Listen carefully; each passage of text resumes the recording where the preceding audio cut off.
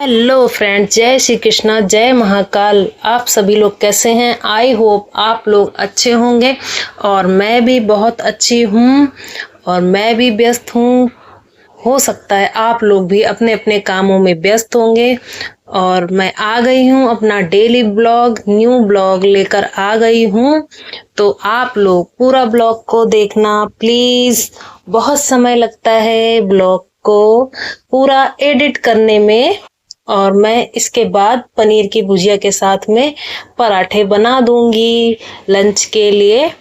और मैं ब्रेकफास्ट में बनाऊंगी पनीर के पराठे। तो आप सभी लोग बताइए, मॉर्निंग रूटीन में आप लोगों को भी सोचना पड़ता होगा काफी, किस किस को ये वाली प्रॉब्लम होती है कि मॉर्निंग में क्या बनाना है।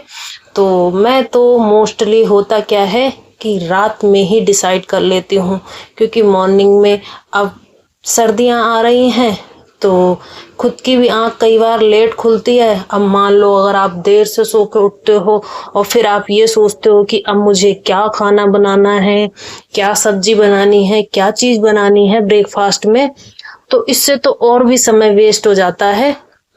तो मैं एक तरफ पनीर के पराठे के लिए पनीर को कद्दूकस कर लेती हूँ। पनीर के पराठे में अगर प्याज ना डालो तो शायद पनीर के पराठे का टेस्ट उतना अच्छा नहीं आएगा। पनीर के पराठा और में प्याज, और प्याज के बाद स्टफिंग में प्याज तो डालेंगे ही, और पराठा बनने के बाद पराठे के ऊपर अगर बटर से खाते हैं और देसी घी से खाते हैं तभी पराठे का टेस्ट आता है। बहुत यम्मी लगते हैं। लेकिन हाँ, ये तो मुझे पता है सभी के बच्चों को पनीर के पराठे बहुत अच्छे लगते हैं। मुझे ऐसा नहीं लगता है किसी भी बच्चे को या बड़े को पनीर के पराठे नहीं अच्छे लगते होंगे। तो सबसे आसान रेसिपी रहती है ये। अगर बच्चे कुछ नहीं खा रहे हैं तो बस बना दो पनीर के पराठे, एक बार नाम ले दो कि भाई पनीर के पराठे बना रहे हैं, तो बच्चे राजी हो जाते हैं। और ये देखिए, मैं ये पनीर की भुजिया के साथ में छोटे छोटे से, इतने छोटे छोटे बच्चों के जैसे छोटे छोटे से पराठे बना दे रही हूँ रखने के लिए लंच में। और आप सोच रहे होंगे इतने छोटे छोटे पराठे क्यों? क्योंकि हस्बैंड जी को पसंद नहीं है बड़े बड़े या हैवी हैवी से पराठे बनाओ, और इसके लिए वह बोल देते हैं पहले से कि मुझे पतले और हल्के हल्के छोटे छोटे से पराठे बना के रखना। तो मैं वैसे ही पनीर की भुजिया के साथ हमेशा ही ऐसे ही छोटे छोटे से पतले पराठे बनाकर रख देती हूँ। और हाँ, आप लोग भी बताइए, आप लोगों के यहाँ भी यही समस्या होती है ना कि मॉर्निंग में क्या बनाएं क्या ना बनाएं ब्रेकफास्ट में? क्योंकि लंच वगैरह में बहुत सारे ऑप्शन रहते हैं, लेकिन ब्रेकफास्ट में होता क्या है कि हर एक सब्जी भी नहीं ब्रेकफास्ट में खाई जा सकती और हर एक तरीके का पराठा भी नहीं खा सकते हैं। तो ब्रेकफास्ट में चॉइस करना पड़ता है कि भाई क्या बनाना है, और पहले से अगर डिसाइडेड रहता है ना तो कोई दिक्कत नहीं होती है। और ये देखिए, कार्तिक स्कूल जाने के लिए तैयार हो रहे हैं। कार्तिक के स्कूल में दिवाली पार्टी है तो कार्तिक बहुत खुश हैं कि मुझे दिवाली पार्टी में जाना है, और मैंने कार्तिक को दे दिए हैं पैसे। वैसे तो मैं सोच रही थी कार्तिक को ज्यादा पैसे दे देती, लेकिन मैंने इतने ज्यादा नहीं दिए। मेरे कार्तिक को बिल्कुल भी नहीं पता है कि पैसे कैसे खर्च करने हैं, क्योंकि छोटे से ही जब से वह नर्सरी क्लास में स्कूल गया है तब से मैंने उसको कभी भी स्कूल में पैसे ले जाने के लिए नहीं दिए कि पैसे से चीज खाने के लिए।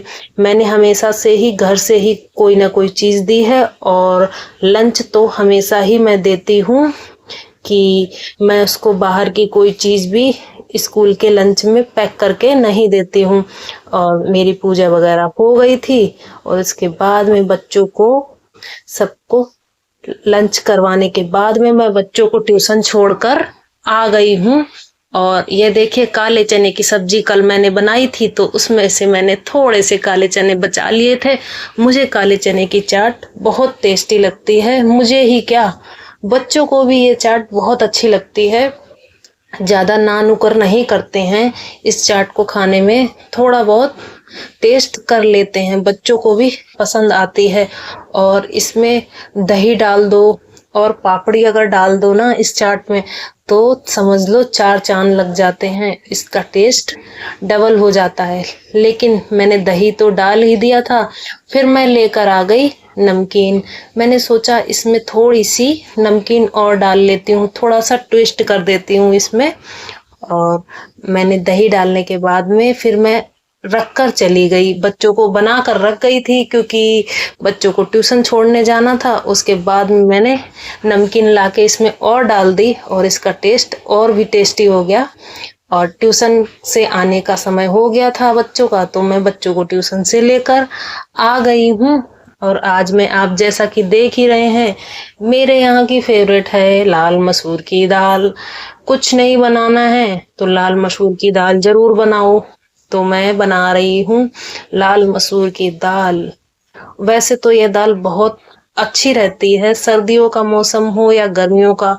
ठंडी होती है ये दाल तो कभी भी नुकसान नहीं करती है। स्वाद में भी बहुत टेस्टी होती है, हल्की लगती है खाने में और बादी भी नहीं होती है इस दाल में।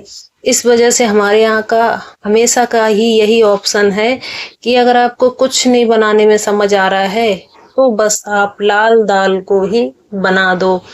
मैं इस चीज से बहुत निश्चिंत रहती हूँ, फिर मुझे ज्यादा सोचना नहीं पड़ता है। जब कोई चीज ना समझ आए तो बस दाल बन जाती है। और कार्तिक मन्नत को लग गई है खाना बनते ही भूख, तो मैं सबसे पहले कार्तिक मन्नत को एक एक रोटी और थोड़े से चावल देकर खाना दे देती हूँ।